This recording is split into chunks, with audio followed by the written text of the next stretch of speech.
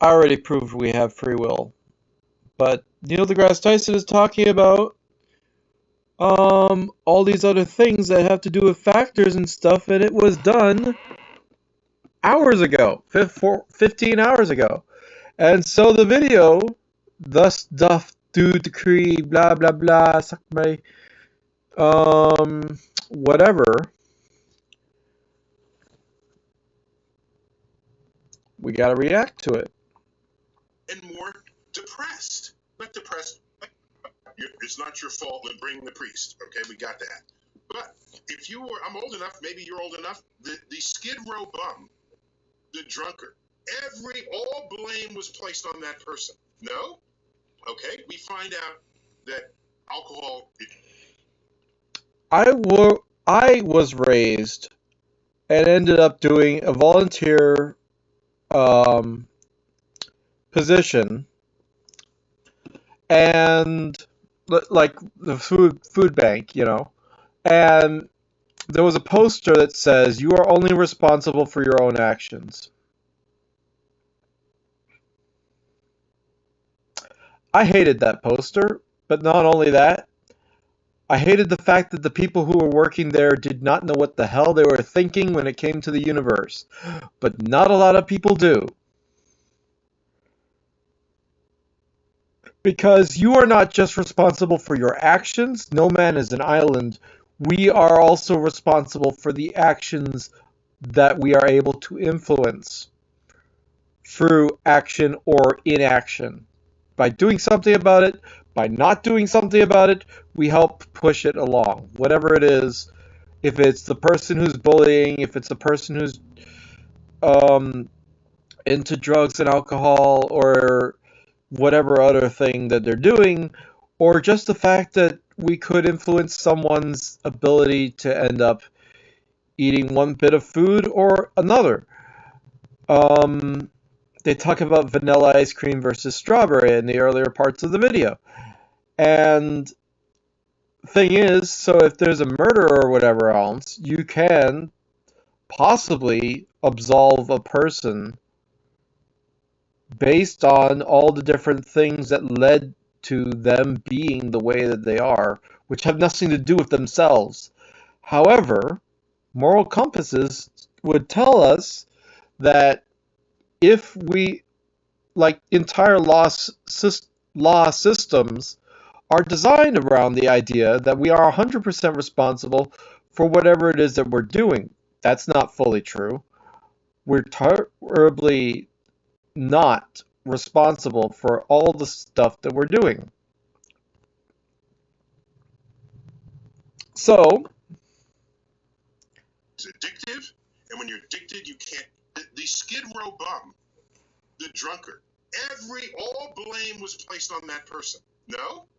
Okay, we find out that alcohol is addictive, and when you're addicted, you can't get off of it. And there's a homeless community where circumstance have put them there, and so society has changed in its response to this. alcohol is not addictive.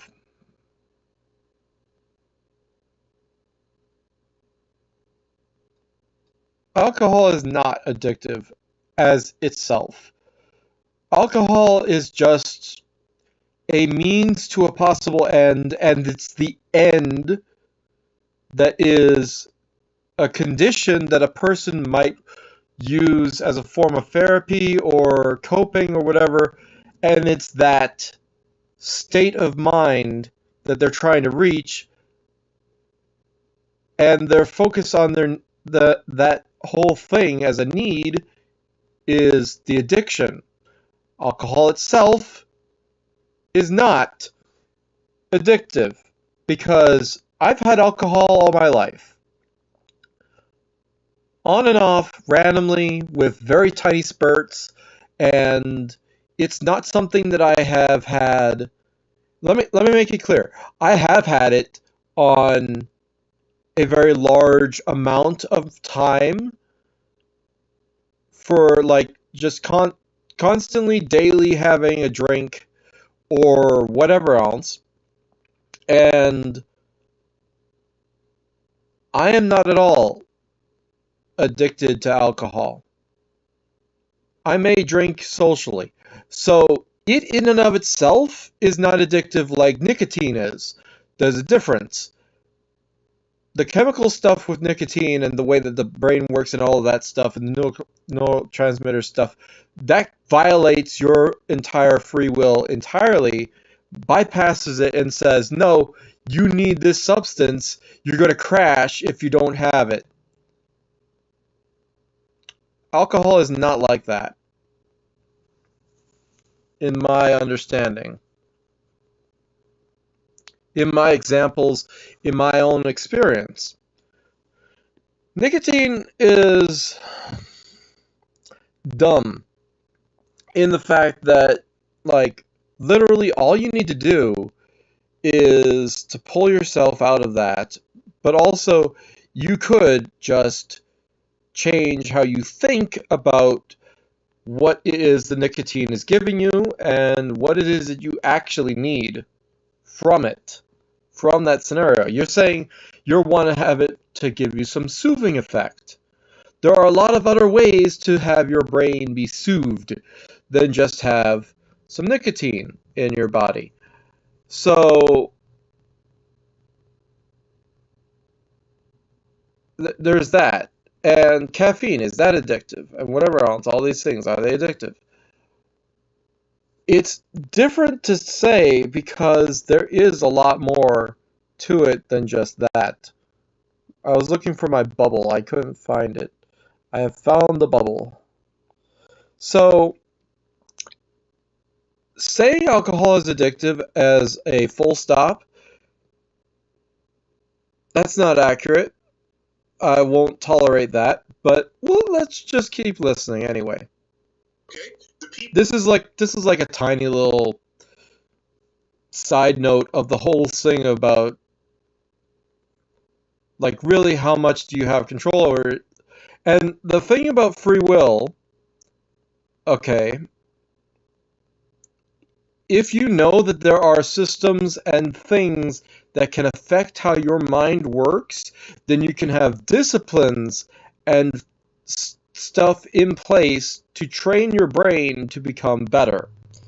And all you need is the right techniques, the right ideas, the right perspective, and possibly also the right foods. But when you have all of that and you know what that stuff is, then you can start influencing yourself to have a more fulfilling life. People who are depressed and on the brink of suicide, we're not saying, just cheer up. No, we're saying there's a neurological problem and they're not in control. And the person, the instant before they jump off the bridge, do they have the free will to not jump off the bridge? And as I went through this mental exercise, more and more of society ended up folding into this mindset. And I got more and more depressed. Not depressed, angered. I got angered by it. And you find out, 70% of people in prison grew up below the poverty line? So poverty is correlated with being in prison? The problem is poverty, not crime. Yeah, it's interesting to think that if you are obviously, if you are better off and you don't have any reason to go strive to do better,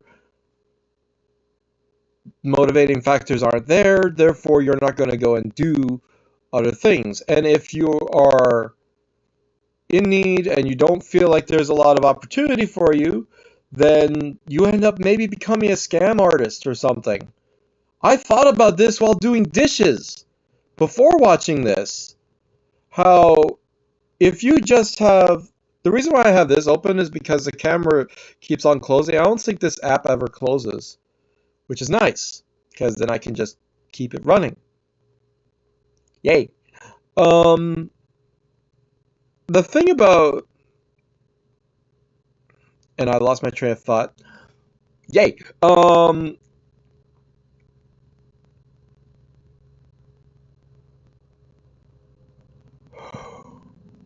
Dishes and stuff about things. Then you gotta realize what the hell just happened in my brain. I just had like a brain fart. I don't know where I was going with this. Do they have the free will to not have committed a crime and end up in? So then I thought, I had this whole there was one part of the video where they talk about judges, and there was a study that was like, okay, well, if they had a meal within 4 hours or something, or when was the last time they had a meal while they are now doing the judging part, do they have a good brain about things, compassion, or like what is going on with their brain and why are they doing this thing? And I feel like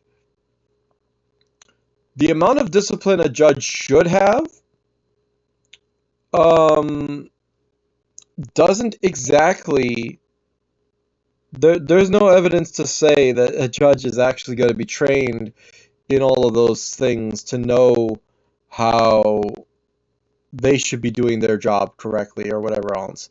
Literally, when I was situation something blah, I said I fear this person who had done a charge with me because like you don't understand. Their charge, first of all, wasn't founded, and it literally was just demoted to nothing.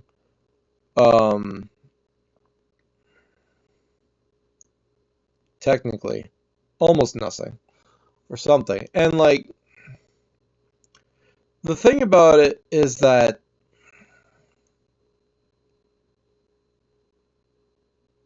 when I say this, I expect people who are supposed to be rational people and adults and whatever else to be like, wait, you have these concerns about this person.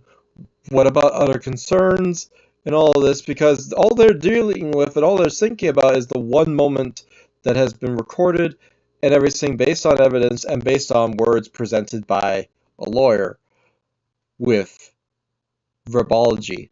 And the problem with that I find is that it's their idea of controlling the system such that there isn't any weird hiccups and biases and whatever else, bureaucracy that leads into choices that are unfavorable.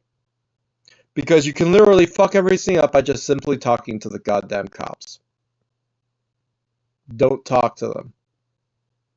You don't have to talk to them. That's what the lawyer says. The cops aren't going to tell you that.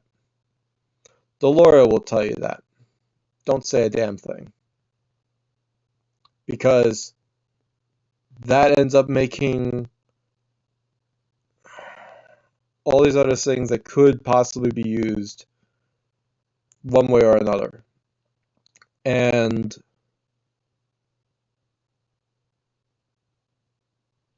it's this whole idea of there is a way to handle the situation that if you do anything else, you're going to be possibly mistreated. You're going to be possibly getting not as good of a situation as you should have been getting.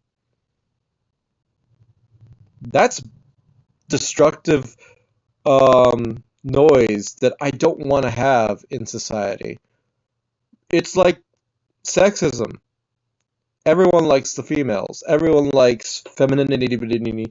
And so being feminine, being a cute little character, being more presentable, being more nice, being someone's fond of, and whatever else, affects how they're going to see you. So if I turn into a VTuber, y'all are going to be fine with me. You'll watch the hell out of my videos. Right? And I might not be Markiplier, but I sure as hell can easily just put on a suit or put on a virtual mask, and then you look at me and all you think of is something adorable. Because you're biased. And what this guy is saying also Yep, that just says everything. Um,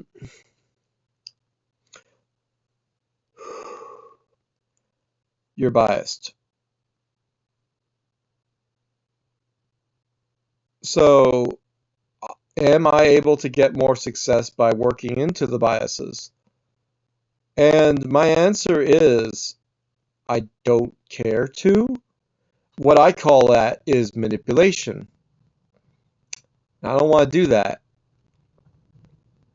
It's one thing to have me be considerate and thoughtful of certain things, but at the same time, do I compromise to become something more suitable for everyone else so that they would be okay with me?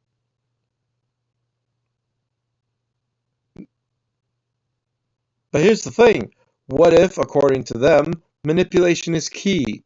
You have to be able to influence the people to have the better ideas and use literally every tool that you can so that the universe becomes better because you're going to be stuck here unless you actually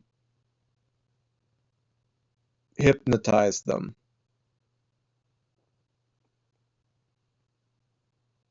This explain everything. Everything anybody, the bully in the yard. Do they have their free will? The person who wants to invade a country, is that their testosterone? We all grew up saying can't have female leaders because they have hormonal shifts and we don't know what they're going to do. But men don't. But men have testosterone, okay? And with testosterone, violence is our. I check this at an intersection. Okay, if someone cuts you off in an intersection, if someone said, "You, how did you?" Chances are it's a guy. Okay, with testosterone out of control. Not in my neighborhood.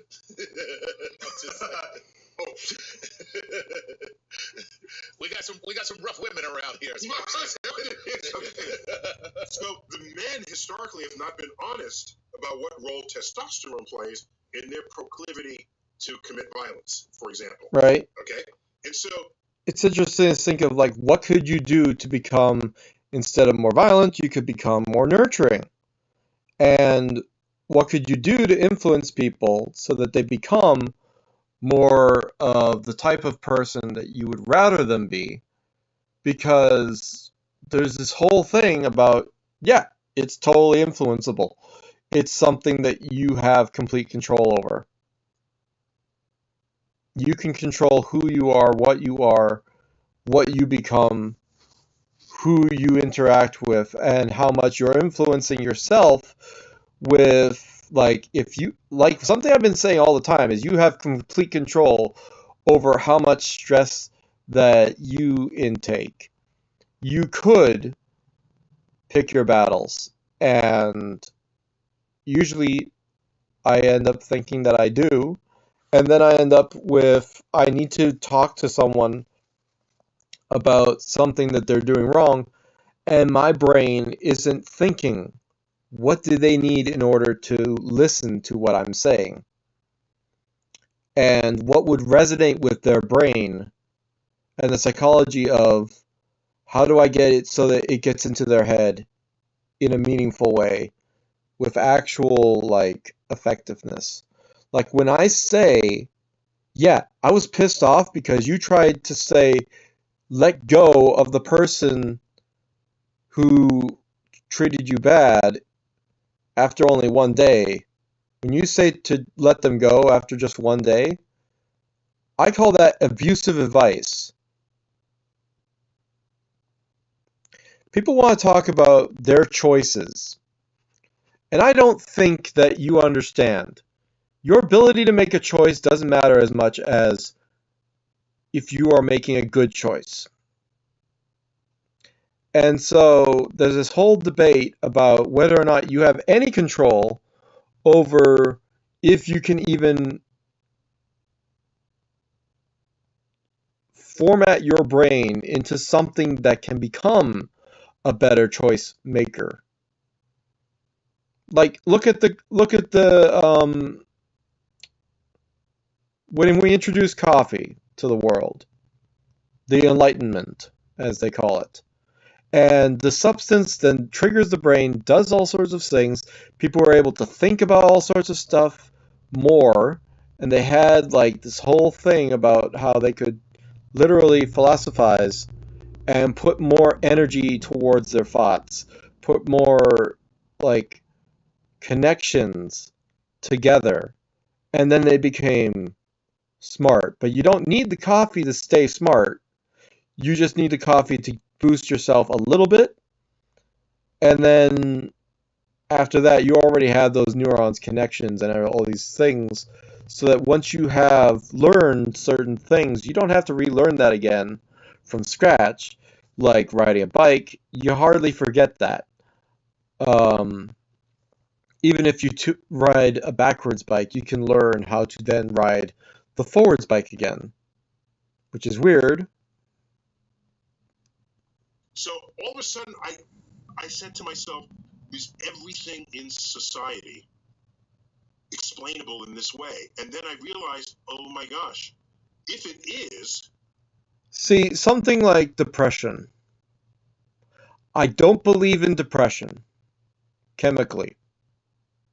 I believe in ideas, philosophy, psychology, logic, and wisdom, and how your brain interprets the world, how you're thinking about, like, if you think going outside will be the worst thing ever because something bad might happen for whatever reason.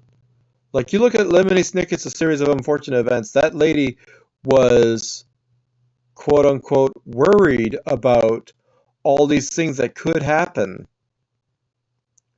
That story, I feel, has some weird connection with psychic ability to see into the future or predictive measures. It says that if you can think of all these different things that could happen, that you could end up solving all these different things that you otherwise, without that mental activity of, oh, something might happen to the doorknob and it'll break into 1,000 pieces and the shatters will hit your eye, maybe. And then it happens the next day or that night when she's gone. And it's like, you realize that if you know all the different parts that could happen, yeah, you could have those conclusions and things.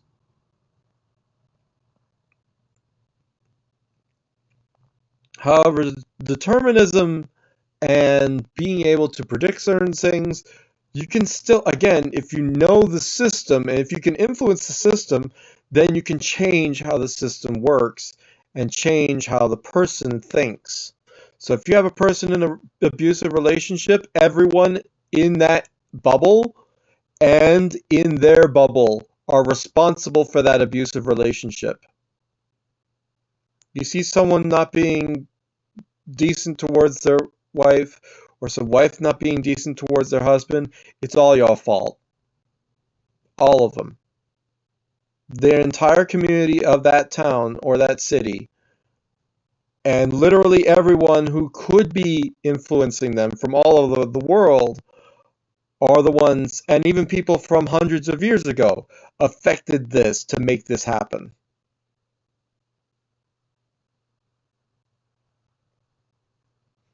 I'm literally in an active war against bad logic in at least a few people's brains.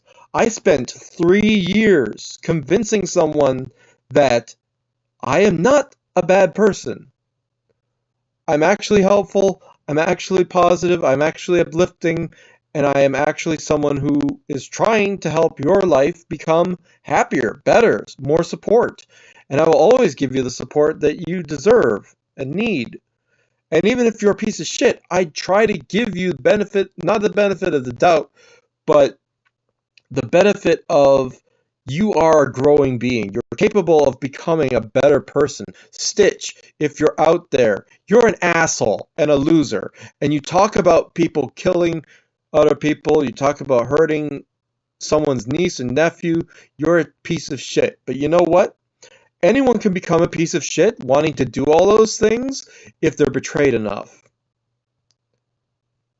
You are not 100% responsible for your bullshit. That chick Ashley was also responsible for the bullshit that you were doing. Because the betraying is very freaking triggering for people. You betray people and it breaks their heart. It makes them grieve. It makes them pissed off. This is why, I'm always talking to people about grieving. The 5 stages of grief, how they affect a person. And it's not just about if someone died, it's about also if someone. Dude.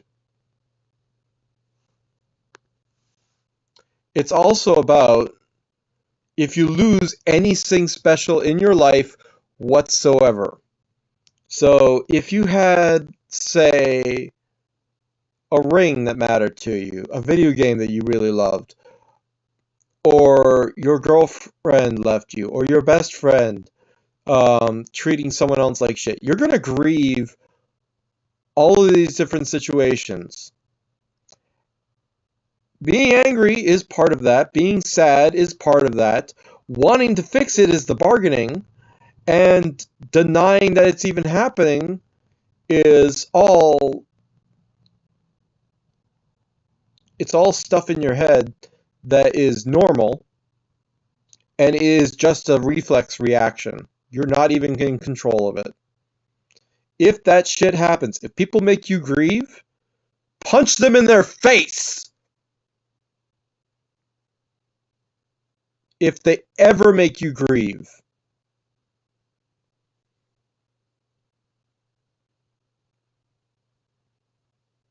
In Minecraft.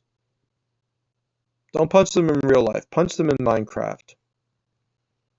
Tell them you're stupid, freaking don't do this shit, because if you talk about abandoning people, if you talk about leaving them as your friend, if you talk about leaving Facebook or whatever else, when the only way that they know how to contact you is on Facebook, all this shit.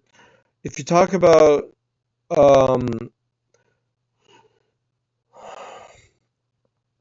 just tons of things, you're going to be influencing a person towards grieving. There are ways of handling people. Basic considerations that you need to be aware of. And the problem is, I have to explain grieving to everyone that I talk to. Because in my experience, no one fucking knows what grieving is. They have no clue how it works. And I would write a book about how grieving works properly so that people can actually read it and learn what the hell that's all about. I would love for people to learn that shit. Then our entire moral code has to shift. It has to, it's not a matter of punishment, it's a matter of nurturing and understanding. So let me pivot now to you and say, Yeah. if we agree, and I think we do, that you're right, how does society need to change? 3 days and you come home smelling like a pina colada.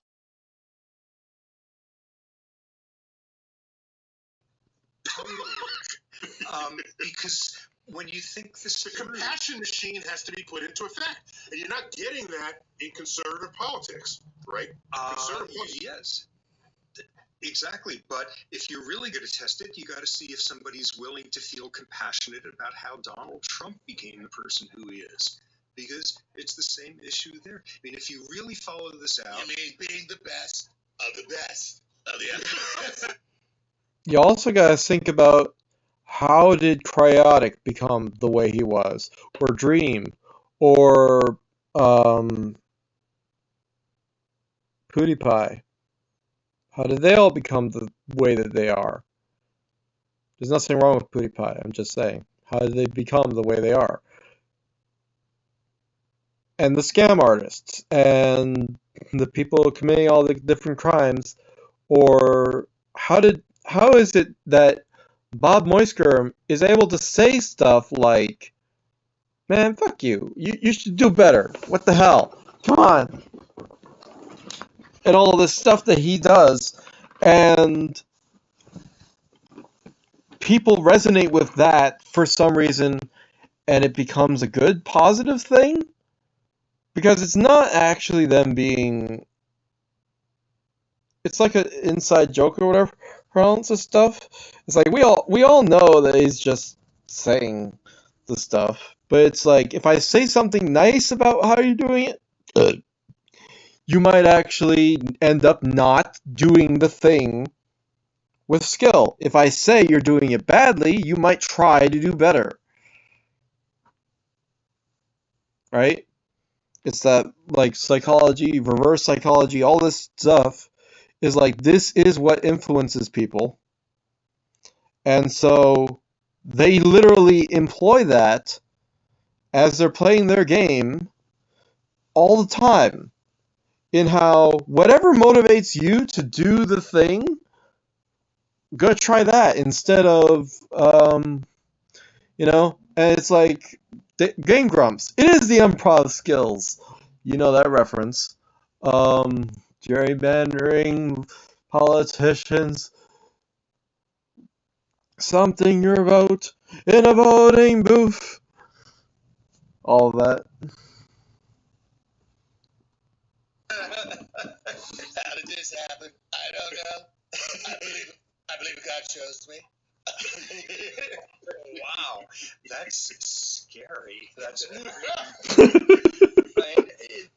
Yeah. blame and punishment make no sense. Praise and reward make no sense. Meritocracies make no sense. Criminal justice makes no sense. Feeling like you have earned anything makes no sense. Hating somebody makes as little sense as hating an earthquake. All of that. That's the only logical point you can get to.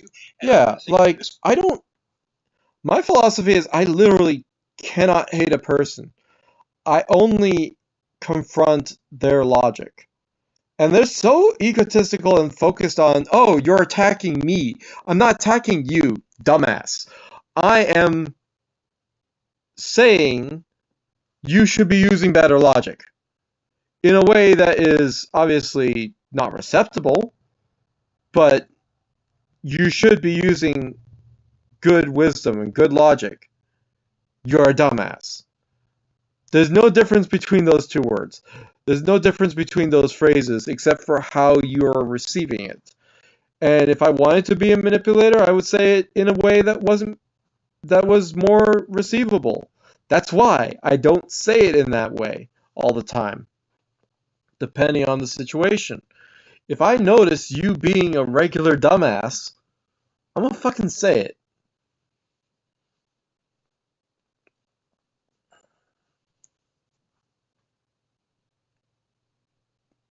Right? since I was 14, and I can actually function this way about 3 minutes every other month. Because it's incredibly hard. Yeah. But I've done it in some ways. I don't believe when there's a lightning storm that some old woman with no teeth at the edge of the hamlet caused it with her witchcraft. That one's easy now. I subtracted responsibility. That one in the old days, that was not the case. Right.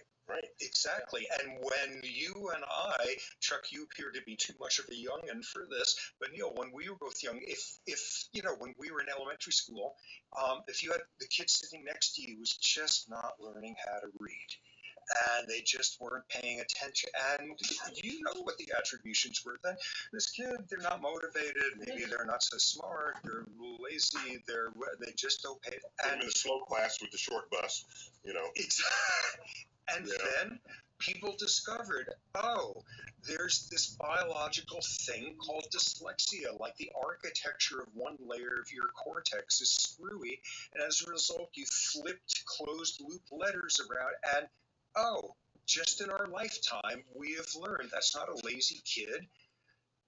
We've done that one. That one didn't take 300 years of getting rid of witch burning. That one, Or, people have figured out in our lifetime who you love is a biological phenomenon. It's not some like, oh, I had no idea biology had to do it.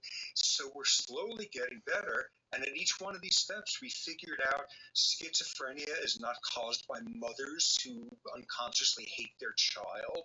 Autism is not caused by mothers who are incapable of love. Oh, it's a neurogenetic developmental disorder. We figured that one out. And hundreds of thousands of women who spent their whole lives being told by every expert out there that they were the cause of their child's schizophrenia, suddenly, oh, this isn't depressing. This is liberating. Every time we've done this, it's become a more humane place. Yes, and even and of course, I remember seeing a film from the early '60s where someone was addicted to drugs, and it was a drama. He was addicted to drugs, and he said, "I'm a junkie, and I can't stop it." But the resolution of that story was the cops came and arrested him. Today, that's unthinkable, right? If someone says, "I'm a junkie, I can't stop it," you don't arrest them, you help them, right? And that's a compassion. Wait, what country are we talking about here? Exactly what.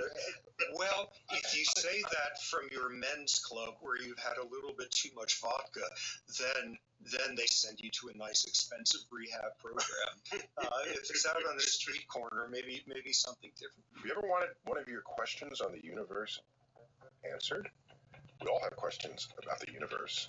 The black holes, the quasars, quantum entanglement, wormholes. There is no end to the depths of cosmic curiosity. Well, the entry level of Patreon membership with Star Talk gets you just that. It starts at $5 a month. You have access to the question line that reaches our Cosmic Query program. And not only that, we produce a special Cosmic Queries installment just for Patreon members. If you weren't the director of the Hayden Planetarium, what do you think you would be doing? What? But this had to be another universe. It wouldn't happen in this universe. Okay. I'd be a songwriter for Broadway musicals. Ooh! So that's the entry level, and the perks ascend from there. There's a level, in fact, where we send you an autographed copy of one of my latest books. Right now, it's Sorry Messenger, Cosmic Perspectives on Civilization.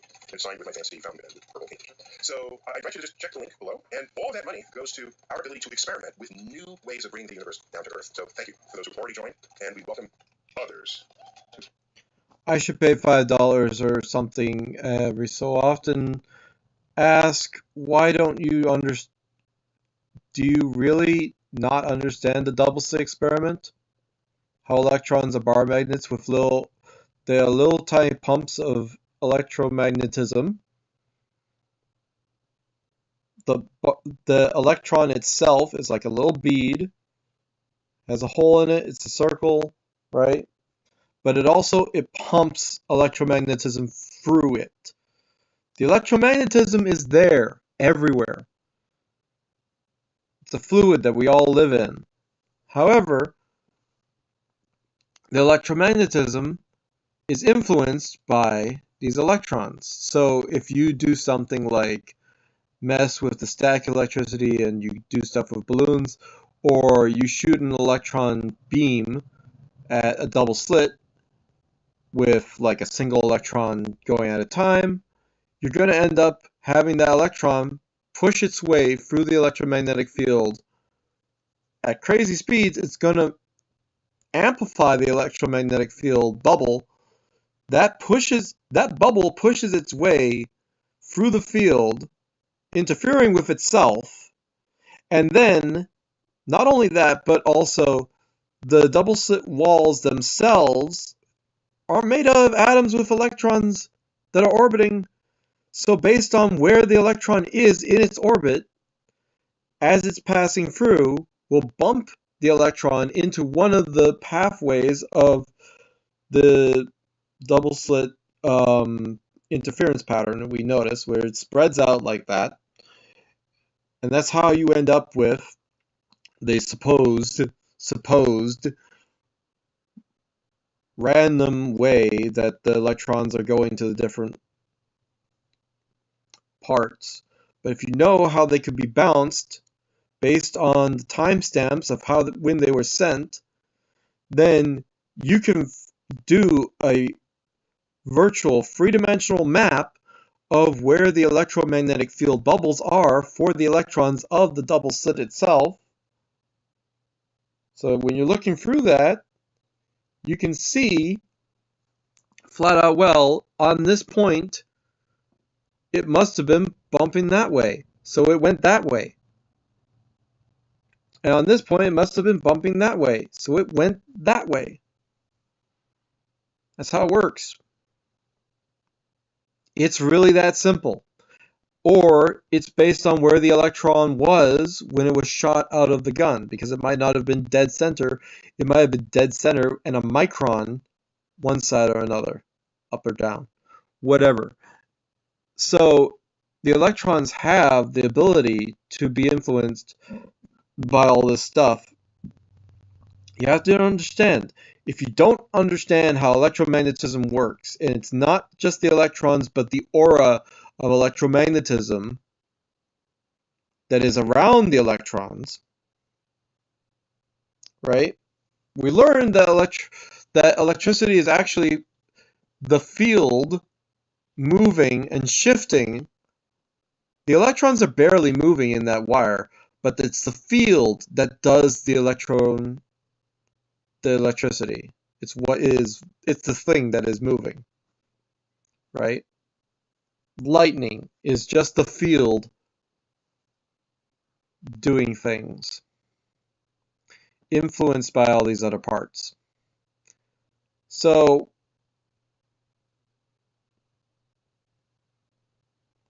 if you understand that, you also understand that on the biggest scales, a galaxy is just a gigantic set of stars, which are gigantic electromagnetic balls in the sky. You know, all of them with their, what do you call it?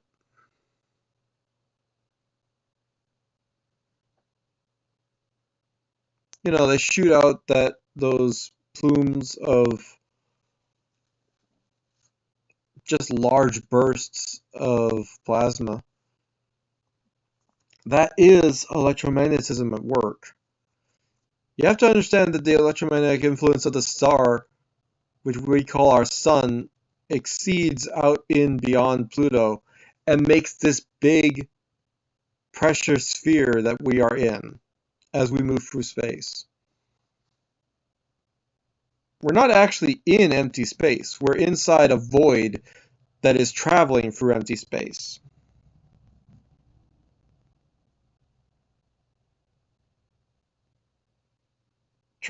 It's traveling through the rest of the nebula that is the galaxy. It's crazy. Participate in this grand adventure of what it is to bring the universe down to Earth. As always, keep looking up. So they're self-aware they need help, but we don't deny them the help. I mean, this is an evolution of our cultural response to people who are not entirely in control of their own fate. So you know, and I get it. I mean, I don't disagree. I think what scares people is they start thinking about the consequences of this. And because I was just thinking about, okay, so what about responsibility and what do you do if people can just do what they want? But then it just popped into my head while you guys were talking. What if I were able to do anything I wanted? Anything. If you told me I can go out and do anything I want with no consequence, what would I change? And the truth is, very, very little. I would not go out and kill anybody.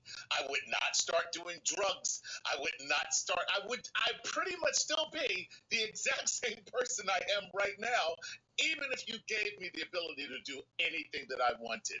It wouldn't lead me down this path of, and now I'm just going to become the most decadent, most evil, baboon-like person that I can possibly become. I mean, like the laws are the only thing preventing you from committing crime. It's not just the laws. It's my place in society. It's my commitment to being a citizen. It's all these other things that make me me. Okay, so Robert, we can split the kingdom here by saying there are forces that are societal and cultural, and then there are forces that are purely biological and physiological. And yes, there's overlap. I get it. But if we're going to prevent religious factions from killing each other, I refuse to think that that's biological. This is a trained thing from birth, where your religion is better than someone else's religion, and they're the wrong religion. And so there's a kind of a brainwashing there in not accepting the diversity of what exists around us. So, Well, religion, when you really get down to it, it is.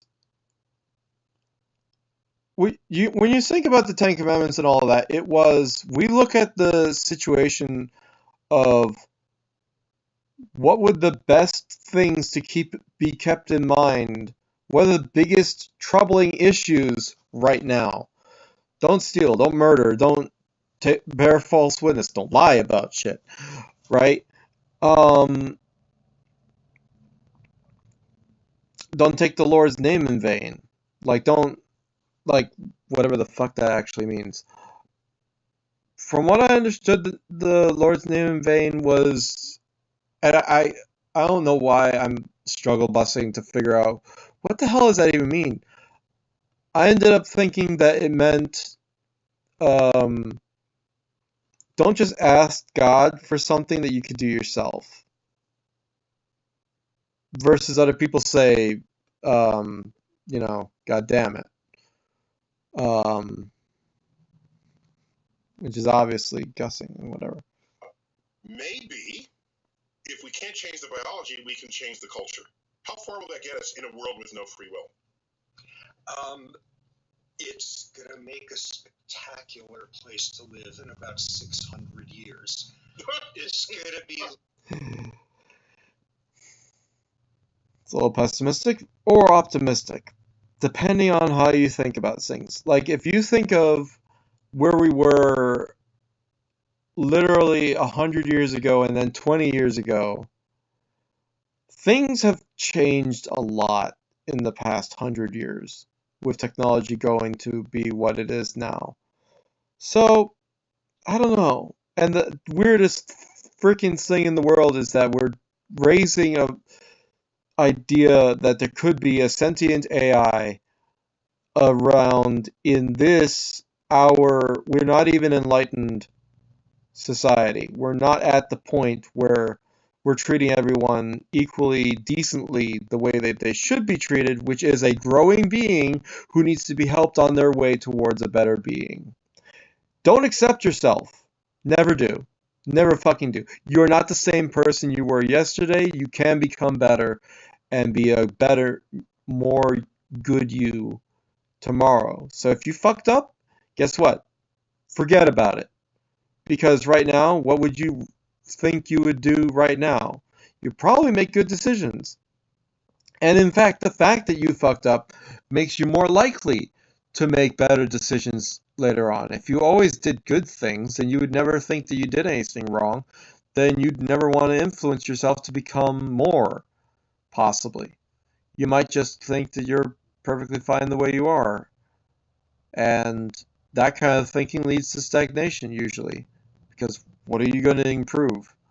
But if you know that you have some mistakes and you know ways of maybe making that better, the more we tackle it, I think it's going to be a lot faster than 600 years. But at the rates things are going, I mean, nuclear is just not even going to happen in our lifetime. It's a long. First off, I'm obliged, or I have to give up my pedantry license to say, oh, Neil, that's a false dichotomy between culture and bio. It's one and the same. Like, your mother was from a collectivist culture versus an individual. No, I say there's overlap. There's overlap, of course. I'm not denying that, but what I'm saying is, what has to happen in this world if we cannot change our physiology to make it safer for us all and more of a utopia that you have imagined? Change the educational system? Let everybody free from the prison system? The physiology and everything else changes with the mind. Step one, make sure you have a good focus, a good perspective of the world. Make sure the way you see the world is designed properly. right? That's what you need. You need a good bounding box for what is okay, what's not okay. Don't allow things to be abusive. Don't allow things to be too pessimistic. Allow for some chance for it to get better. And yeah, things will become a lot easier, a lot better. But if you're talking about how generations work and how people are, the thing is, you don't understand. If we're waking up to the fact that all of this is needing to be done, then we're already on our way. That's the spark that we need. A fire could erupt. We could end up with the whole, it will spread, and we'll end up having more people thinking about how, well, I need to influence that person better than I have been. They need to do their part. And the government needs to do its part. Facebook and its reporting system and YouTube with its stupid murder of my channel a year ago, you realize I'm still making videos. What the hell was the point of killing 6,000 videos? What purpose did it serve except for to destroy a lot of good stuff? I stress there was a lot of good in my channel that you just flat out murdered. And even if half of the videos were good and half of them were bad, that's 3,000 videos you blatantly murdered for no good reason instead of calling the system, managing it correctly. Having a flag system that is like, okay, we're actually going to give you enough time to deal with all this. And don't try to tell me to download 6,000 videos, even compressed, with my basic email address and my internet connection. If you told me to do that 10 years ago, I would slap you in your stupid, retarded face, because we did not have the bandwidth to deal with moving that much video. It's terabytes of video, even compressed. You're stupid if you think that we have like maybe a year or so to move all of that stuff. I need to get the technology in order to hold. I need to get the chips in order to put the videos into them and whatever else. And what's going to happen? I'm going to re-upload them. I didn't let my channel die and my videos die. I didn't have a choice. I tried downloading them. It failed. Not my fault. It's YouTube who's stupid enough to murder me in the first place. And Facebook, who was stupid enough to murder me so many times.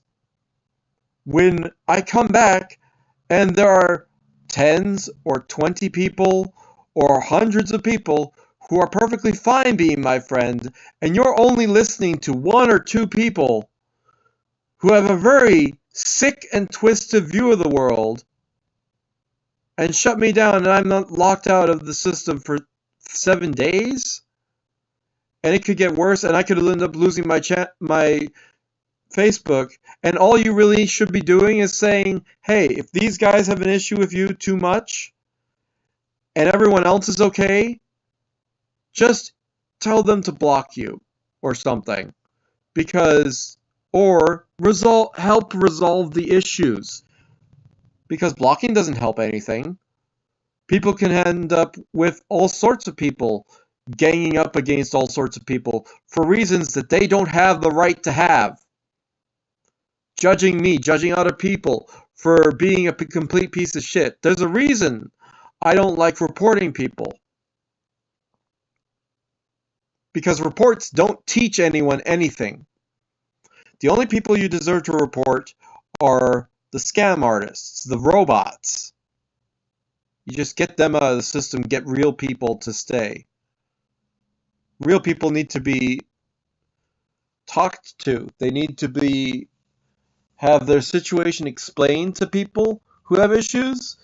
And if you find a problem with them, then you should help them find the help that they need, right?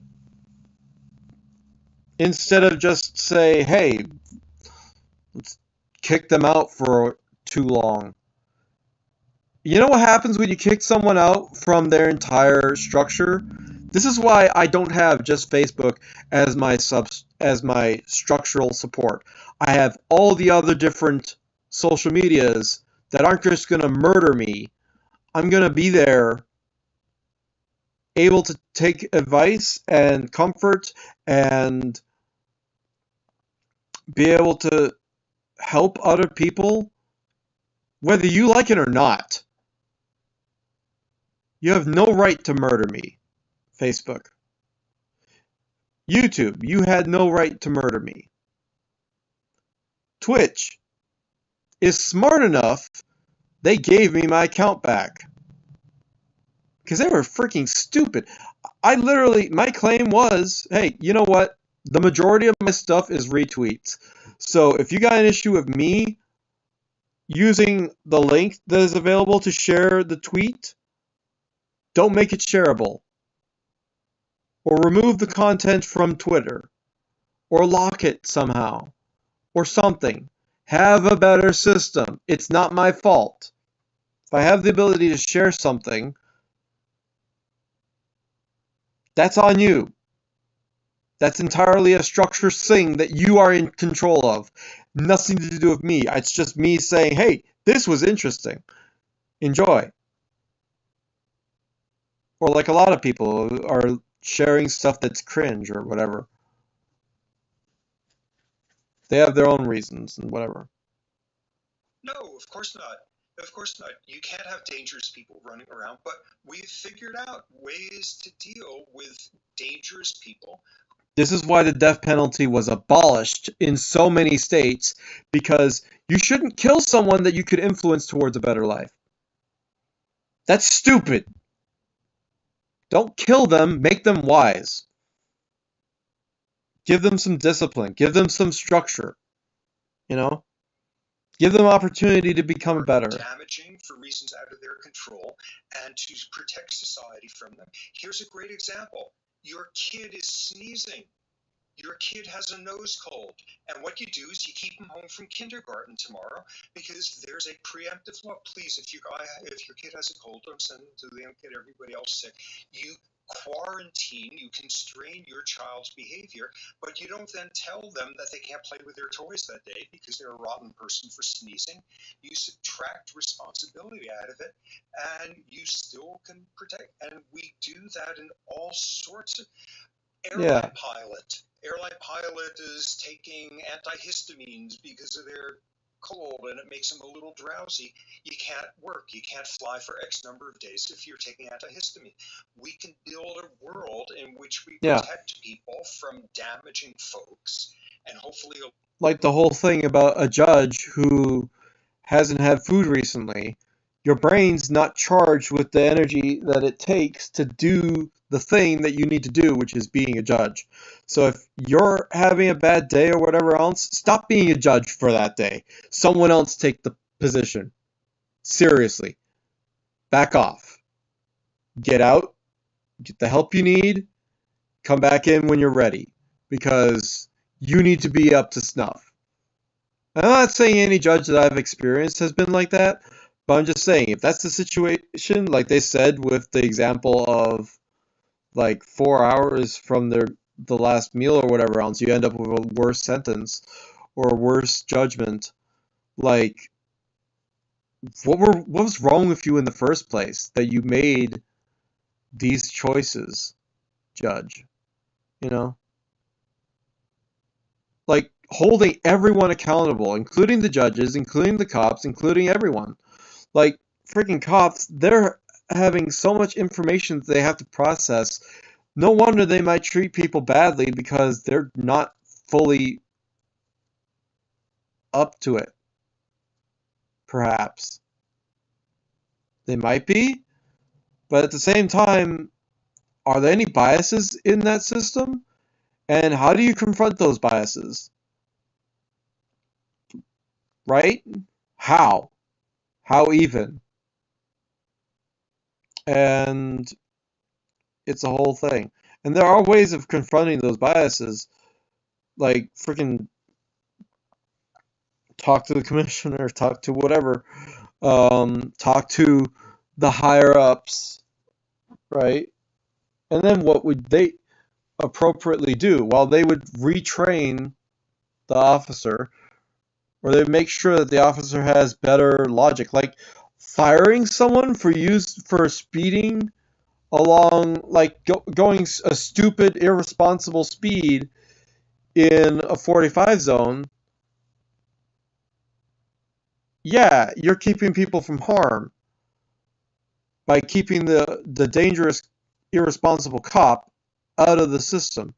At the same time, what is that cop going to be doing in a chase through that same place? Well, then it's not his fault, it's the person he's chasing's fault. And so the blame is shifted. But what if instead you stop chasing? Then what happens? Well, they just go about their day. They stop running.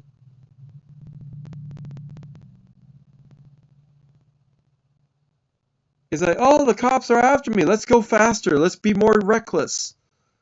Because if we're more reckless, we take the turn faster, we take the turn harder, we do this other thing that might result in a crash or whatever else, but if we do this thing and that thing, we might lose them.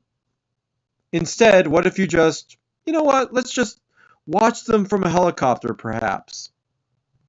Or watch them by tagging their car with something. Just be like, boop. Well, you're fucked now. Don't even try running. Or we do it in a discreet way so that hopefully, but they're aware of it, possibly being a thing. It's like, well, we have a tag on our bumper.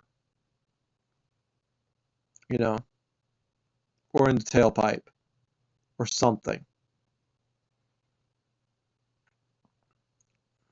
Right?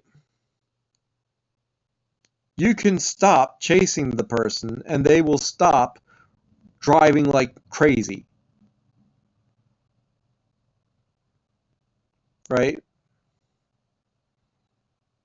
So whose fault is it if someone drives crazy fast while being chased by the cops through a residential area? Is it the cops' fault or their fault? Well, the question you have to ask is, would they have drove like that if you weren't there?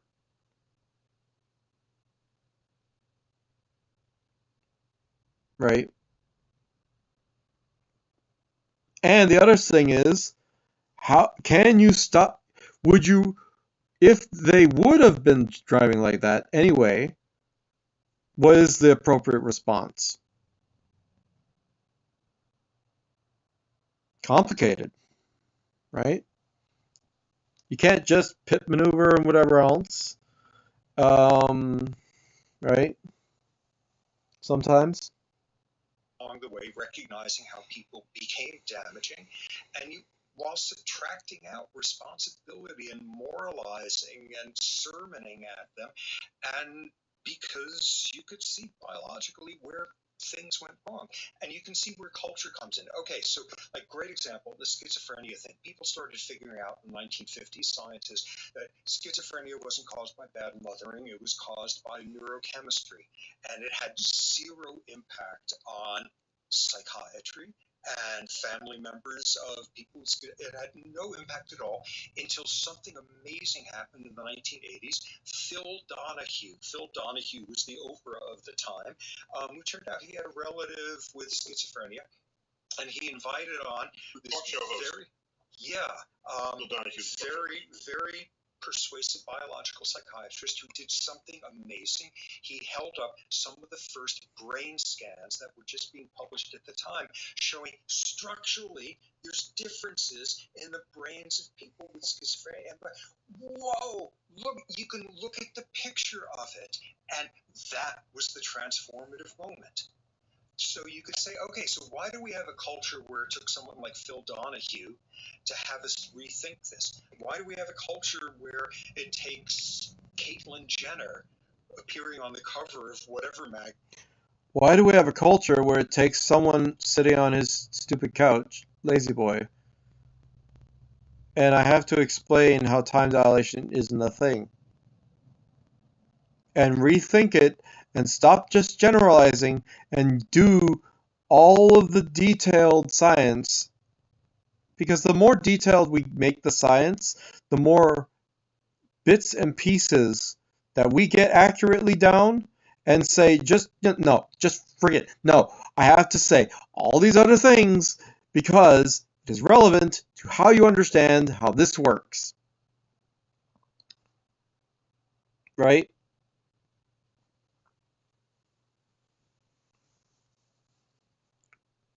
Like, thing that bugs me literally the most when you have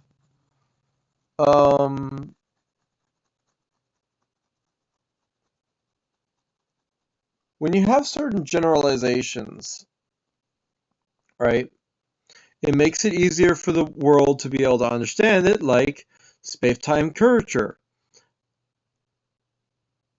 Space-time curvature is not how gravity works. It's not how things orbit and are affected and all that stuff. Space-time curvature doesn't exist. Also, there is eddy lines. There's all these different effects that are all pulling in towards the planet. These different like tidal forces or flows that are out there, and you can understand how things want to compress and bump against each other so that the most dense stuff that doesn't have the energy to push back is going to sink to the bottom, and the lighter stuff is the more energetic and it's able to bounce away from each other, and that's why you end up with helium balloons floating up and you have regular air balloons falling down, or stuff that's heavier fall down, because they're not energetic, they're not moving around, they're not doing stuff, right? And that's why hot air balloons work, because their molecules are zipping around. And all those molecules zipping around makes the reflections and the bouncing, it's literally air that is punching its way at the balloon rapidly. Tons of air in the balloon. It's heated up to the point where it's bouncing all over the place inside that balloon, and you end up with lift. And why? Because it's pushing a lot more up with every bit of every molecule and all the pressure of it inside the balloon. That's how you're able to have a balloon that there was an air balloon that works without electricity or without gas for fires inside of it to heat up the air in there. They just had a very light side and a very dark side of the balloon. And the hot air balloon was able to get enough energy from the sun, even in a cloudy day, that it could lift up. And that is some freaking good thinking right there. That even on a cloudy day, you can have the ability to lift up without using any power added whatsoever.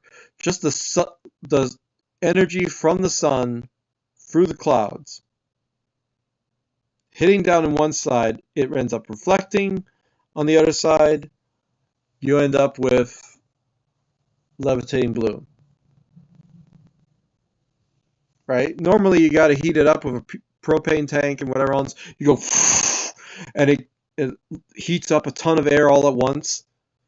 But we're just using sunlight and achieving the same thing.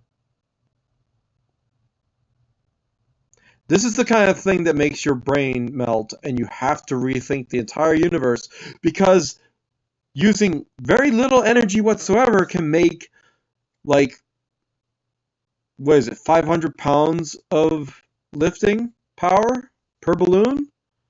Or thousands of pounds of lifting power per balloon? So you can have like 5 or 6 people up in one of those balloons and not even worry about it falling from the sky, because besides the fact that it's structurally sound, the air and the way it is heating up the air passively is reliable enough. You don't even need a heater. That's crazy. That's awesome. Scene that was for people to say, oh, this trans stuff, sometimes people just feel like they're a different sex than what their biology, and that would, why'd we wind up being that kind of culture?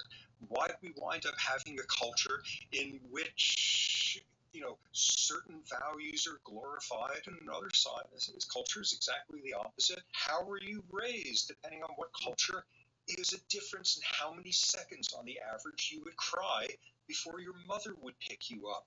Were they training you to be tough? Were they training you to feel safe? And just each time that happened, your brain got constructed a little bit differently. And at each one of these steps, it goes on like that. And how do you, like, what makes... But the fun part is, your entire body is, from what I understand, your entire body, cell by cell, is reconstructed over the course of 4 years.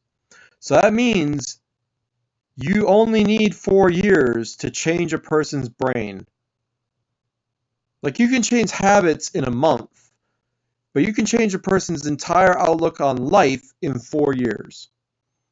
So, if you have a person who's a destructive bully, you can fix them. The person saying, I can fix them, yeah, they need a lot of skill in order to do it, but it's possible to do it. 100%. You can change at least one habit in a month. You can change all sorts of things in a person's perspective in the course of time, given the right amount of discipline and all of that. Somebody, an ex-white supremacist, what went into that? All of these things could change, and the cultural changes and the biological changes are totally intertwined. Like, if you tell someone that they are more likely to experience organ failure if they have less control over the triglycerides, then they're more likely to do something about it than if it's just sort of dangerous or something. Although at the same time, like, you should want to fix yourself anyway. And what we're getting at here is, like, the worst conclusion to come out of this with is, oh, there's no free will. Nothing can change. Things change enormously. All you have to do is understand where the buttons are and where the levers are and where the irrationality is. And it's that thing that it's like, this is where the free will comes into play. Do we actually make those changes or not? So it's like, we can influence the world, and we have influenced the world. We've already made it so we go from regular plastic straws to cardboard straws. That didn't take too much, and people adopted it, and people don't really fuss too much about it or something. Where the post hoc rationalizations are to explain something that in fact was a pure gut instinct and makes no sense at all. And how did people get that way? And how do you get people that way to stop being that way? And just to be clear, a post hoc explanation is you see something happen and you after the fact account for why it happened without real evidence for what actually caused it. And so you have a post hoc accounting. And there's been a lot of that in the history of civilization. So if I'm hearing you correctly, you're kind of saying, let's look at these social ills and maladies with an eye towards restoration and compassion, and restoration, as opposed to punitive measures only, which is what we do now. We just go, yep. The reason why we do punitive measures is because it seems to work, we hope, and we assume that it works, or it's a deterrent, or something. Like, it has some amount of an effect. But the thing that motivates people a lot more, is giving them the hope and the perspective, and also, yes, the discipline. Like, I got some people who are freaking they are pessimistic as frick. They are dumb. Their brains are limited. Their experience of having things go well is limited. So if you say to them, like, they're supposed to have a more positive outlook on life, well, how are they ever going to believe you unless they have some kind of positive outlook? So one thing I've been learning is that I need to be more patient with people, because they're not capable of self-governing like I am. I literally resonate chamber myself to try to make sure I know that I am saying the correct thing. Keep myself in check. Other people don't do that. They assume they are correct. They're assuming that the other person is just completely irrational for being upset at all. And the problem is, everyone has the right to be upset sometimes, depending on the situation. That's why I talk about grieving. Grieving is huge. Punish you, and that's it. And normally people go to jail and come out worse criminals. Better trained. Right, they're trained to be better criminals. Yeah, exactly. And like, you can use punishment and you can use reward as like instrumental tools, because that's a good way to make organisms change behavior. But the notion of them being virtues in and of themselves are ridiculous. And yeah, it makes no sense to hold somebody responsible either for the fact that their unbelievably awful upbringing resulted in someone with a really impaired capacity for empathy and feeling somebody else's pain, or the fact that somebody's really privileged upbringing produced somebody who gets really good SAT scores and knows how to. One great way to have somebody have more empathy and whatever else, Dungeons and Dragons. If you got a person who doesn't know how to feel for someone else, then you can simulate someone in their life, and then you can give them the tools to be able to say, well, if something happens to this person, you could do this, that, and that to fix it. Or you could do this, that, and that to make it, like, make things feel better, or make justice happen, you know? And we're on your side, and we're here to help you make this happen. Like,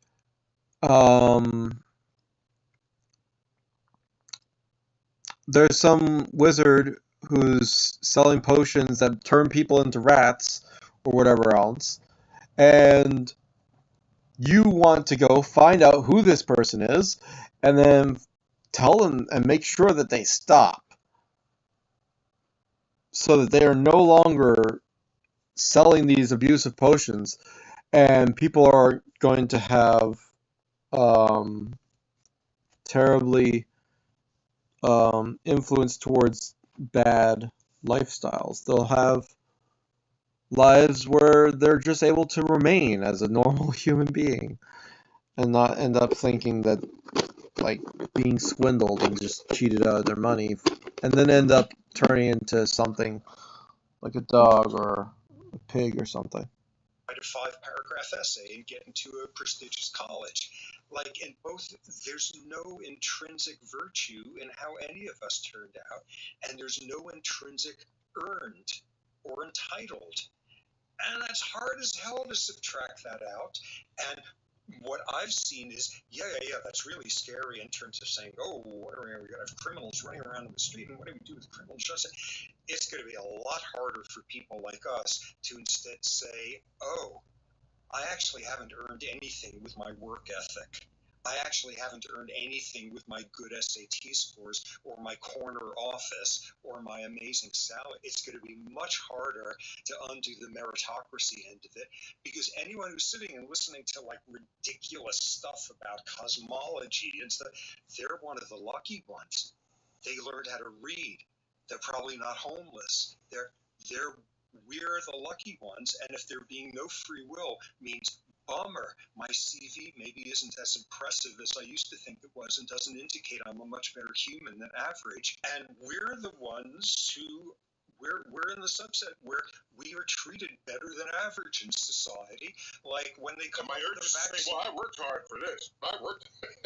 Exactly. You had that roommate who no doubt went out and got falling down drunk that Saturday night, and you studied instead, and you earned this. And yeah, you learned something different. Your brain did gratification postponement differently because of this, that, and the other thing. Here's something I do tell people. People say, "How'd you write so many books?"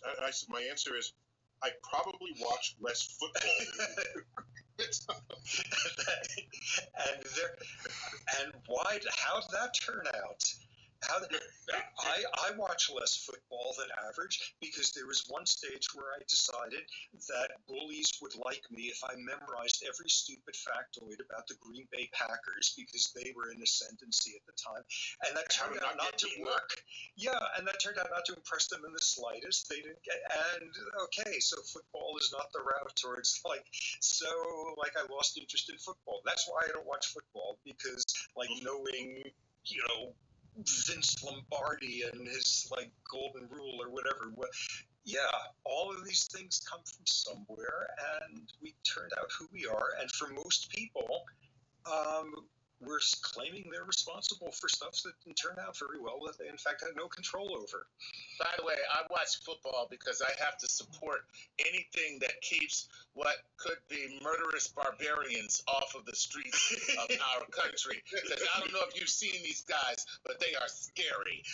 And the fact that we give them lots of money to, run into each other instead of us is fine with me. Just a couple of more sort of points to close this out.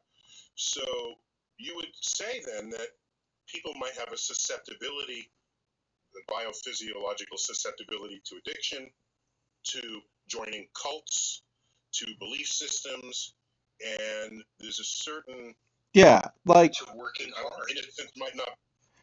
Like when someone said that Dungeons and Dragons is something that most definitely will lead to someone wanting to commit suicide. Like, look at Dimension 20. Look at all these other people out there who play Dungeons and Dragons, and they are not wanting to commit suicide.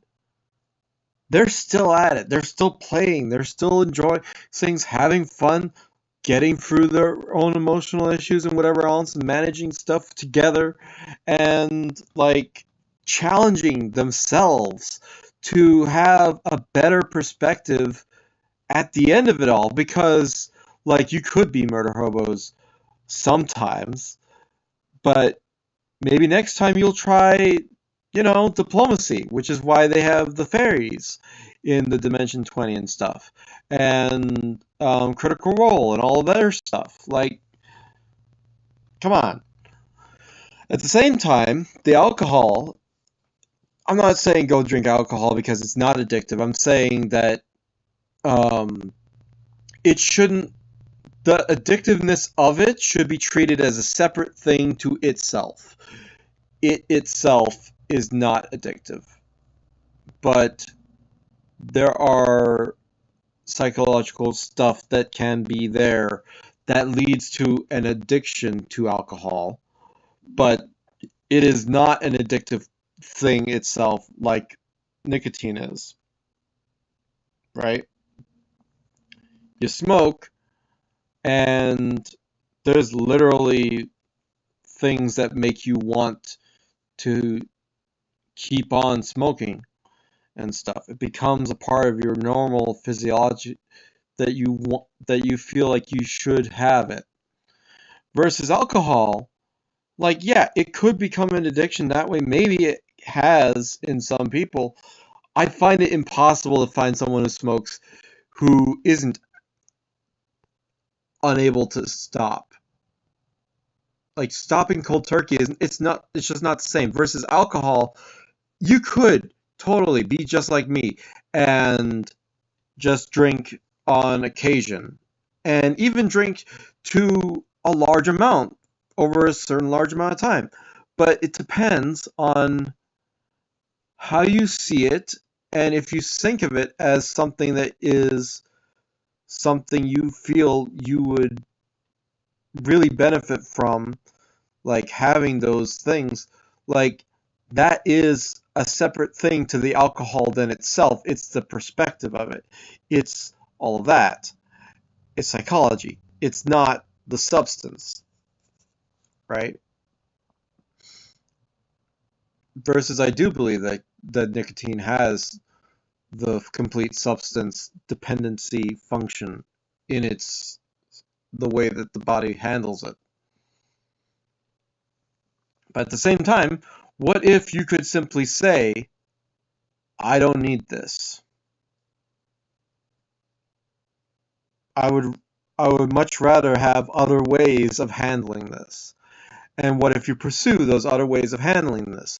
How hard would you think it would be to get off of it if you really did substitute it with something else that can take care of that issue that you have, that need that you have, that desire or compulsion or defensive quality? Like, do you really need to be calm that much? Do you really need to have something? And it's like, does it become a taste thing for you? Right? And it's like, so what am I doing with my hair? I end up thinking about messing with my hair mostly in a social situation. So why do I not just do this when I'm not in social situations? Why do I do this while talking to somebody? Because part of me is like, I don't want to spend while I'm doing something with someone else, I could also focus on doing this. Versus while I'm just doing stuff on my own, watching whatever and stuff while no one else is there, then I don't have the need to do any extra thing. It's like I could do this at the same time. Why not? Versus if I'm wanting to relax, then I could relax then. Instead of having to put in effort towards figuring out how to untangle my hair. So it's like the work. Fuck's sakes. There goes the entire goddamn system of how the video is. It's now a horizontal video, most likely. Unless it does a smart thing, which it won't. It never does. Now it's just always horizontal and fuck it. Be the right word, but a certain unaccountability to that. That's a fair statement, correct? Yeah.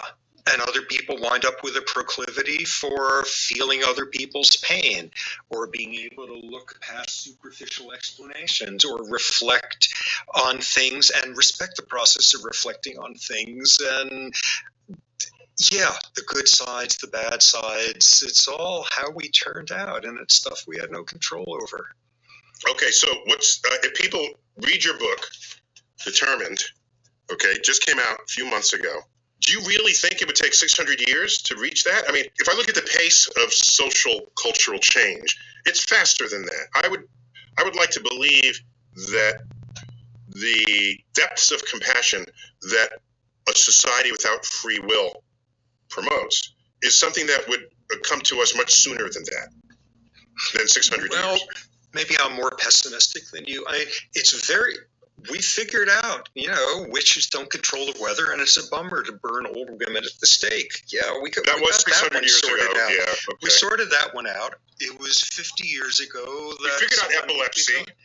We figured that out. We're kind of figuring out that there's a biology to obesity and people who have trouble feeling a satiation signal, and it's not because they secretly hate themselves. They've got screwy receptors for some satiation hormone, and they're hypothalamus. And we're doing that stuff all the time, but we got a long way to go with it.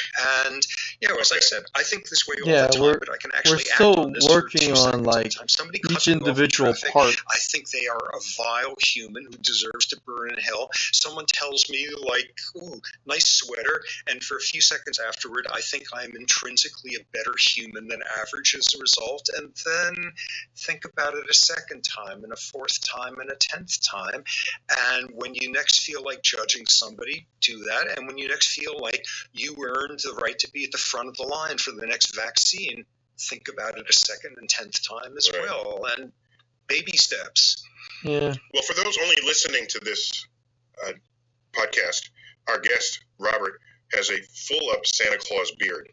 So I'm trying to think, given your free will hypotheses, would you make a good Santa Claus or a bad Santa Claus?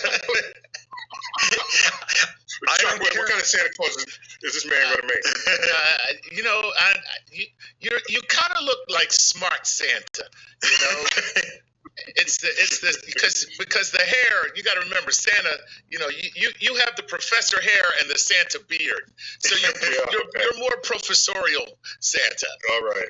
It's just that Santa says, "Were you naughty or nice? Did you deserve this gift?" That's right. This would be the worst Santa ever. Say, no, you don't have free will. Get off my lap. Actually, now I take it back. You're Oprah Santa. It's like, you get a gift, and you get a gift, and you get a gift. Yes, I'm Santa biological. And in fact, I don't care, because all I care about now is if my parents were still alive, they'd be totally irritated by the fact that I have this beard still. That's why I have it. Well, I wouldn't be thinking about if you're good or bad. I would be thinking about what would this gift make you more susceptible towards doing and being in the future. So I would think more like in that regard, because I wouldn't just give you something because you asked. Like, okay, you want $1 million, but what would help you the most right now? I can get behind that. Sometimes that also means not giving anything. Sometimes it does mean a coal in your stocking, because, yeah, coal is like, it'll heat your house and stuff, so it was important back then to have some way of heating yourself. And it's like, yeah, we probably stole this from industries, so here's some coal. Stay warm, okay? That's what it really was. It wasn't because you were bad. It was never because you were bad. It was because this was the thing that you needed the most. Seriously. Just forget about everything else. Like, why would you want a toy that you're probably gonna have to burn in the fire? Just have a piece of coal. It's much more energetic, and you're gonna live a lot more likely because of it. Of course, now instead of coal, we just have warm houses. Not because I want to seem like a good Santa or bad, because it irritated the hell out of them in the middle 1970s, and sure, that worked. Stick with operating on it. Yeah, exactly. Okay, so I'm going to end on a question to you that might short circuit Light side, your brain, dark side. and steam will come out of your ears, like every episode of Star Trek where Captain Kirk outsmarts the computer. Okay, so if I tell you that I don't agree with you, that we all have free will. Another big day. Definitely gonna need my Gillette antiperspirant.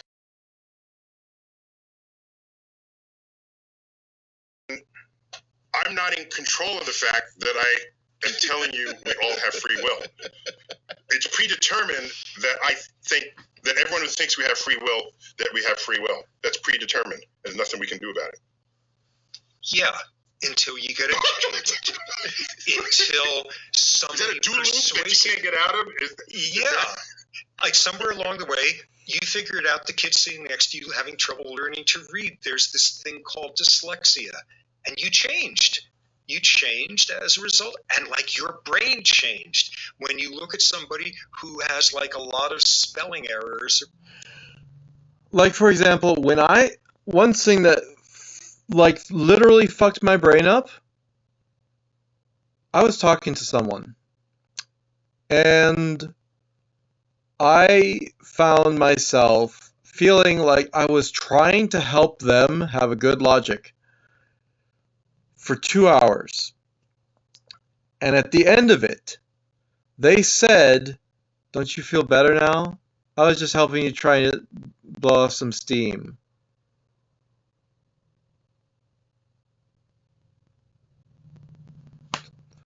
I didn't need to blow off steam. I needed you to be a good human being. The comfort of knowing that you're going to be doing good choices from now on is what I needed.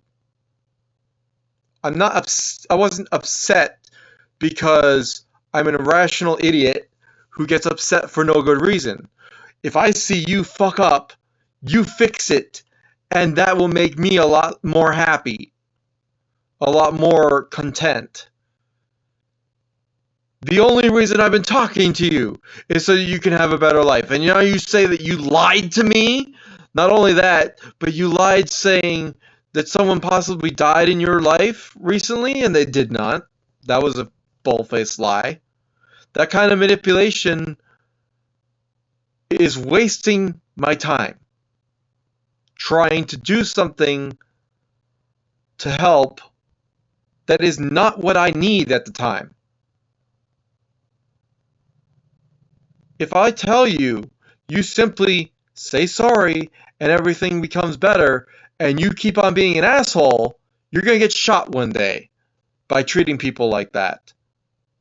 Because people won't tolerate your shit. And I'm trying to tell you, wake the fuck up and stop being like that, asshole. I'm not going to apologize for calling you an asshole.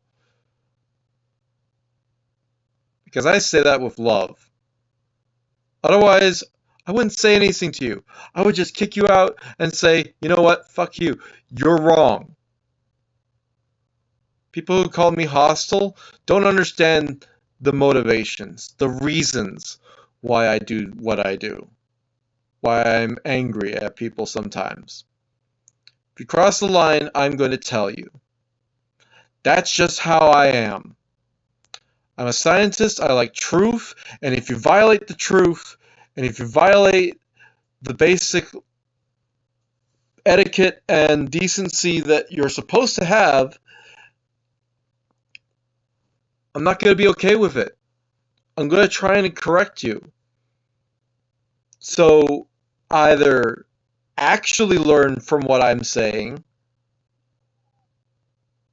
or maybe lie. But don't freaking piss me off more. 'Cause that's not helping anyone. It's not that I need to just get it out of my system. You can push someone to the edge with that. You can make them commit suicide. You can make them commit murder. You can make them do all sorts of freaking things. And it's your fucking fault. Because you pissed them off. It's not their fault. Entirely. Because they have every right to be pissed off when you fuck up that much.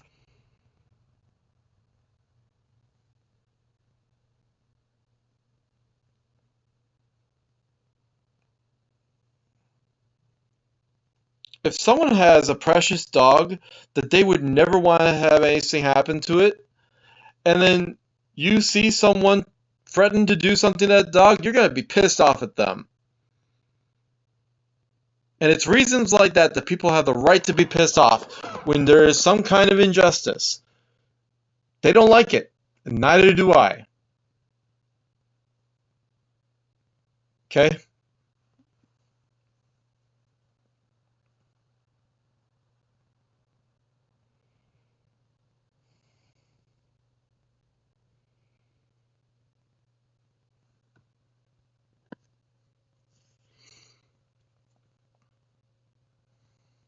or whatever, and they're writing, and like they mentioned somewhere, yeah, I got a learning difference, whatever.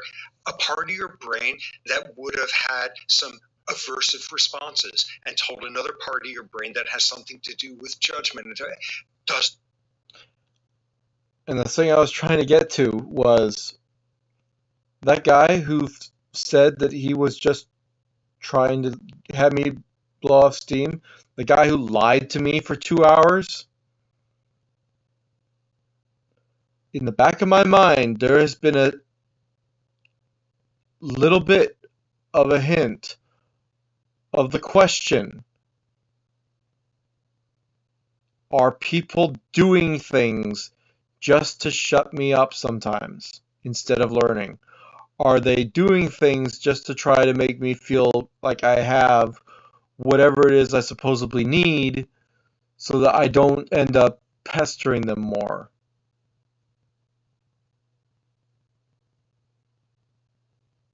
Is the one who supposedly loves me ignoring my interest to be with them because they don't have the libido or whatever that I have? Or they think that I'm already have enough because I have enough attention from all these other people that I talk to? I don't care if I have other people I talk to. My primary want is for my girlfriend, my wife, my fiance to be there for me. As much as I would love to just be able to give all my time to her. As much as possible. Definitely once daily. To be able to talk, to be able to have a connection with them, to have intimacy maybe once a week or more often than that. Not just freaking absence. Which doesn't make the heart grow fonder at all.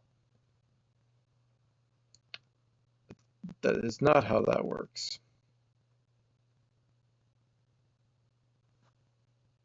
Activate anymore because social you learn enlightenment. that.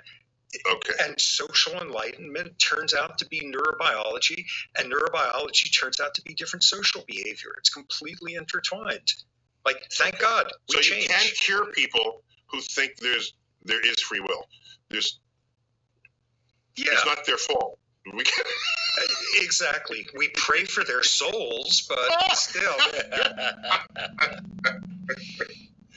Like, we give them the chicken nuggets that they would like because it's nice, it's comforting, it's enjoyable.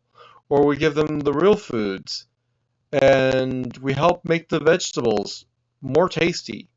And we help give them comedy and music and beauty and joy and positive results from all the stuff that could possibly be. Like, you don't have to always be thinking about all the negative shit. You can also be thinking about all the stuff that could go right, because you'll have those thoughts and opportunities. And the more you play around with the ideas of what influences you and understanding that, you will have the ability to actually push yourself a bit more. And then it'll become easier because you won't be so locked into the idea of it won't work. Like with Tricky Towers, you don't know how much to push the envelope of the thing because you have to learn how does this physics work. Because you think, well, if I do this, it won't actually tip over enough. But if I do this also, it might, or you know what, it might not. And then you end up with the higher score because you tried harder, or you tried something that was crazier than the last time you tried. And then you learn something like how to do this and that and the other thing, and how you don't want to use certain abilities that make other people's blocks fall down faster because that's actually a good thing for them. All right, dude. Robert, this has been a delight. This book, oh my gosh. So, the ironic thing is, we could be more mechanical. My synopsis, my conclusion, we could be more mechanical than we want to admit. You could be responsible for your neighbor's bullshit. You're complaining about them being yelling and whatever else. The reason why they're yelling, you're not speaking up. Or because you are speaking up. Their comfort level is that they are able to speak up and do these things and that thing. And they don't give a damn what you think or feel. But what if you invested in them so they do give a damn about you a bit differently? Then they'll be more considerate of your needs and stuff. They won't scream at the middle of the night. But if you just not tell them anything that's going wrong, there's no way they can know what's going wrong, and there's no way for them to have that conclusion.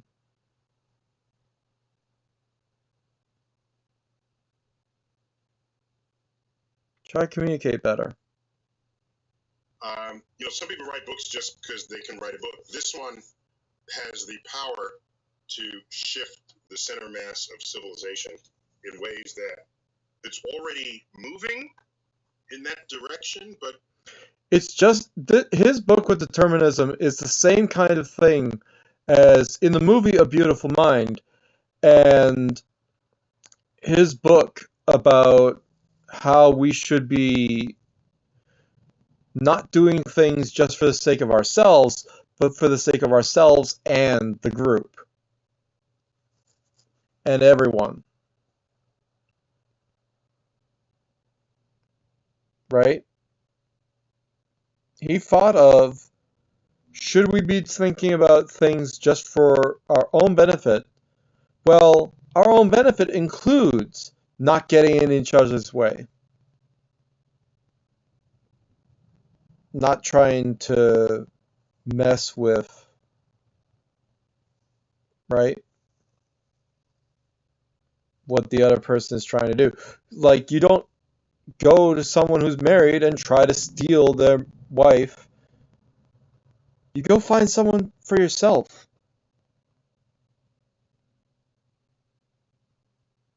Thou shalt not covet. It's just good logic.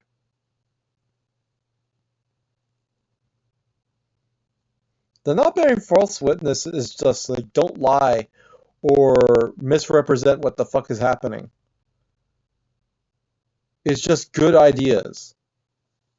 10 Commandments should be put back into the freaking schools because you fucking idiots decided to take it out and people thought not at all about all these other things that they probably should have in their forefront of their brain.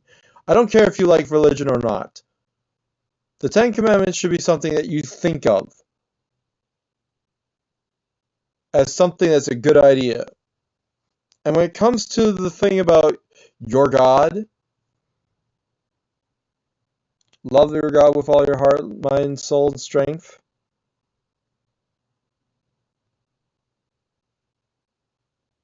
What's wrong with that? And what is your God?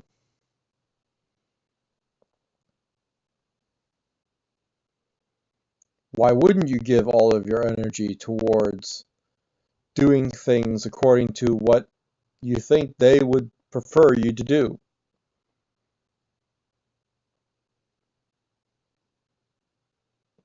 Right? Love your enemy as you Love your neighbor as yourself. Like, that's the dumbest thing I've ever heard. Because it implies you have the capacity, you have the allowance to maybe, if you don't love yourself, you don't have to love your enemy or your neighbor. Jesus had the capacity to say, love your neighbor as yourself in a way that was better than the Ten Commandments, and he said the same thing.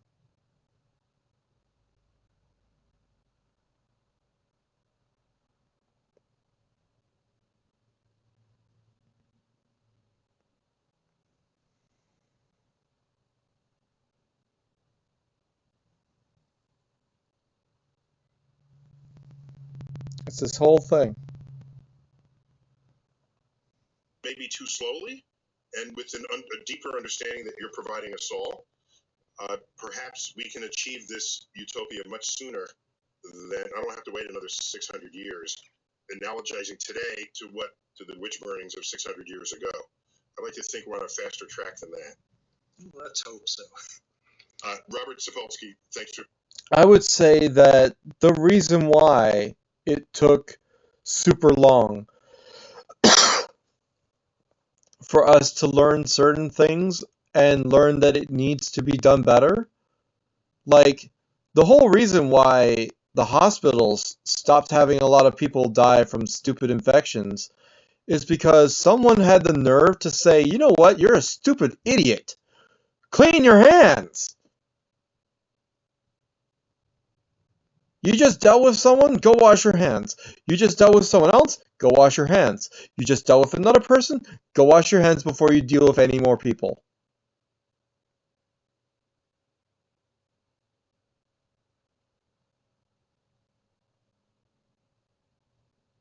You're stupid.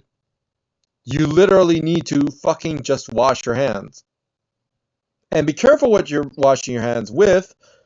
You don't want to give them toxicity or whatever, also. But you definitely don't want to give them freaking, like, dead cells and rotting corpse syndrome or whatever the fuck it was. It took years for people to get wise on that.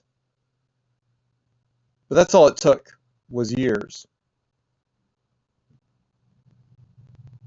But we're in a day and age when knowledge and information is not just from stuff here and stuff over there. We can learn from everyone learning everything. So society, and if you compare now to back then, you know we already are learning at an accelerated rate literally everything. Our ability to just go and grasp all this stuff from a YouTube video and then suck it into our brains and then be able to adapt ourselves is a great time to be alive. Versus literally 100 years ago, we fucked it all up. So many different ways. We're going to continue to fuck it up until we learn all the different things that we need to fix. And get people involved who can fix it. Because sometimes it takes legislation. Sometimes it takes entire cities to be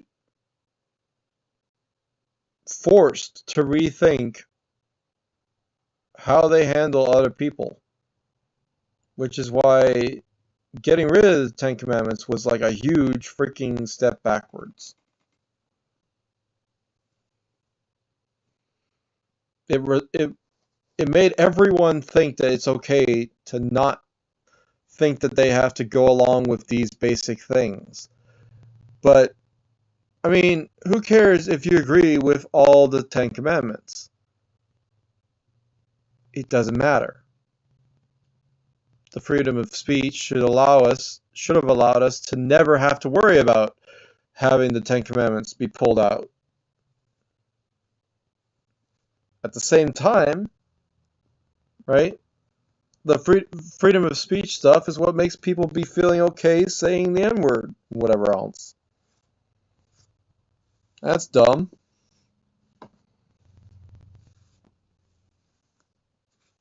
But people who are dark skinned and whatever, they're able to think that it's okay to say these words. So then why are they able to and we aren't? The rest of us who aren't dark skinned. And then whatever else. And you try to think of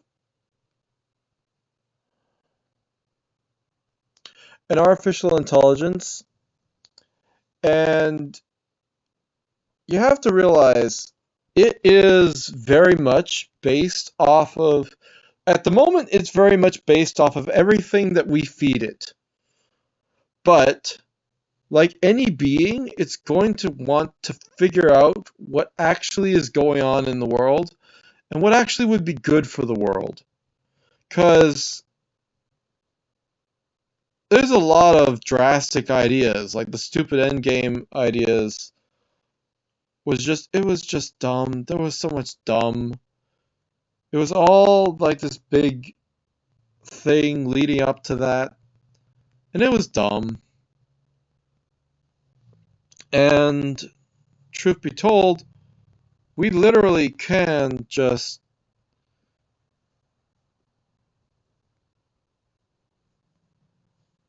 manage things better.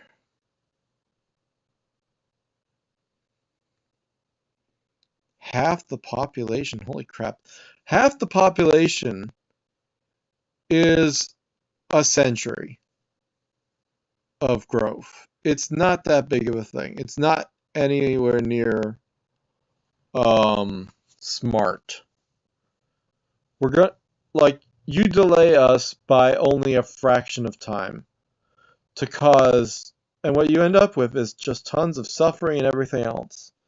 So if you had an alternate timeline, that guy who's sitting there in the cabin is not the guy who fucked your lives. Like, you found him? Great.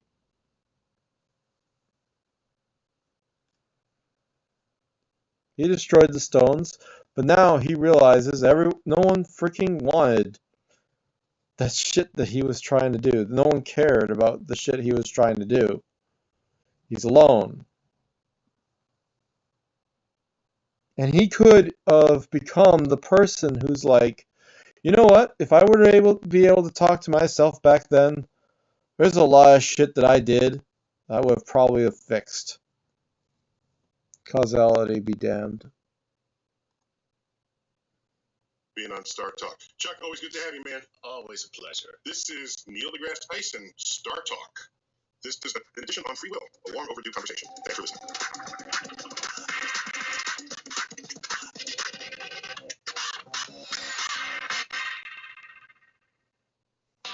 On March 15th,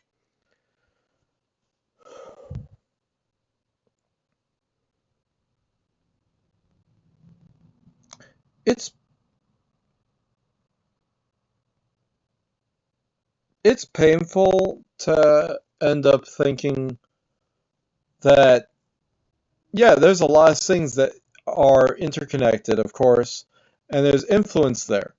And the point of the fact that we have free will or not doesn't matter, because we can influence the systems that govern what it is that is in our heads.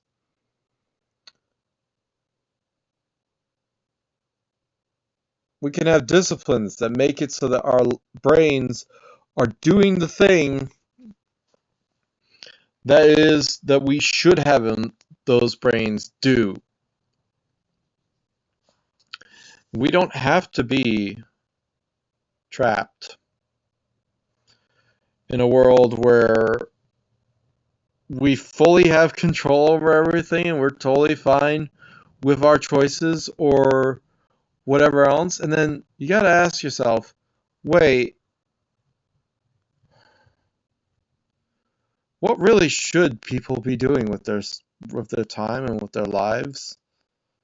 And how should we be treating each other? How should we be handling the responsibilities we have for each other? Like one of the things that I'm bothered by a lot is jobs. That literally, if you say that we don't have a lot of jobs, the answer is cut the jobs in half. Make the shifts smaller. Make it so that it's more possible for people to be able to do those jobs with less strenuous requirements, right? More people to do the same thing, right? And redundancy. And then suddenly you have all these people who are willing and capable of doing the jobs that was more difficult and whatever else. But it's like they're not having to. And also, don't put people in debt. Credit card companies, you're stealing. If you already got the money back from a person, interest rates should not be as high as they are. Right? And it shouldn't be that you spend $100 and end up paying $4,000 for that $100 thing over the course of time. Like, that's the difference. That's the thing, that if you just spent the $100 instead of borrowing the $100 or the $20 or even the $1, and that's all it takes, $1, and then the credit card is activated, the interest rate goes on it, the money turns into more money that is owed, you never pay it, you get late fees, other things, you end up in debt to the point where it's like, this is stupid.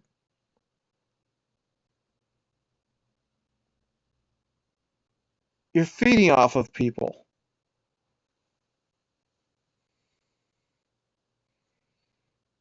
That's why it's like, it's good to have a single interest rate that applies once, and then you just have to pay it off. Just make sure you pay off, make regular payments, manageable regular payments, and then don't overspend. And then suddenly you have a better, reliable system. Right? Like, only spend money with a credit card as much as you can handle in any given month to be able to pay it off. So if you go beyond that, make sure that you pay it off quickly. Like, don't do just the minimum. Just get that dealt with immediately, as fast as you can. Like, when I had to pay something with a Walmart card, I got a bonus on the stuff that I was spending, but also I had to pay that off immediately. I had to make sure that once it was set up and everything else and whatever else, I had it hooked up to my bank, send it, paid it, boom, done. It's over with. I don't have to think about it anymore. They're not going to incur charges. It's basically not even a thought. It's nothing now. And I would love all my credit cards to be absolutely nothing, and I just pay off of my bank and just hold lots of money in my bank so that if I need to, I can spend it. That would be the smarter thing to do. Or the other thing that you can do is put money away into the card or have an active savings account. That it's like, as you leave the money in here, it earns you money, but as you pull it out, you're able to use that money, right?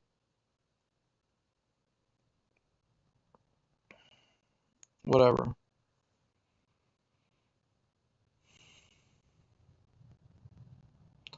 I never believed that we are 100% responsible for our own selves. That we are able to influence other people, that we are able to have a difference that makes other people either be better, worse, or different, and we should be keeping track of that. We should be making sure that we are doing the best for them. Like, my microphone is bad. I should get a replacement phone because my phone is actually bad. Probably because the microphone just needs to be replaced, and that's it. It's just the microphone. It's not even the battery. It's not anything else. Although you can see how long it's taken me to lose power over the course of this video live stream. Like, that's a considerable amount of power put towards this. But it's like 2 hours of live streaming. That's not bad. So, something I've been thinking of is somehow managing to do a screen share of this other thing, reality, so that I have the ability to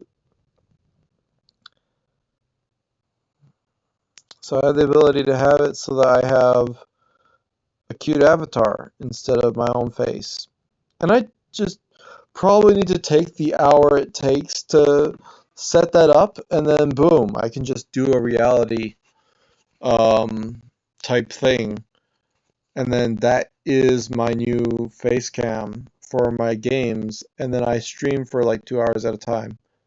So my phone can charge, or I get other devices that are also capable of having face rig type stuff, set those up, and then just keep switching from one to the other. That would be good. Anyway, this has been a Science Me thing. If you don't know, I have all sorts of stuff Science Me.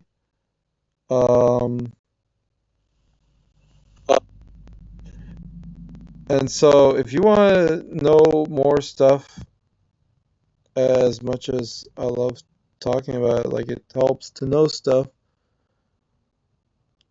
there it is, Science Me. It's in the playlist. Go check it out.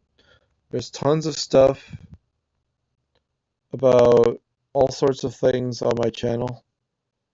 As you can tell from Taster and GTA 5 and things that inspire me, things that are just interesting and whatever. Check out my channel. Also check me out on Twitch. I'm Simon Chaser.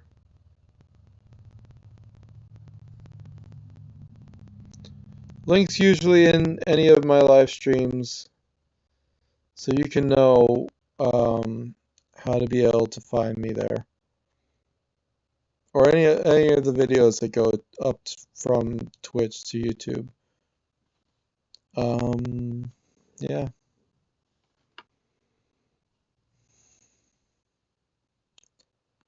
I can keep lamenting about how YouTube killed me a year ago, or I can just keep on trying to help make the world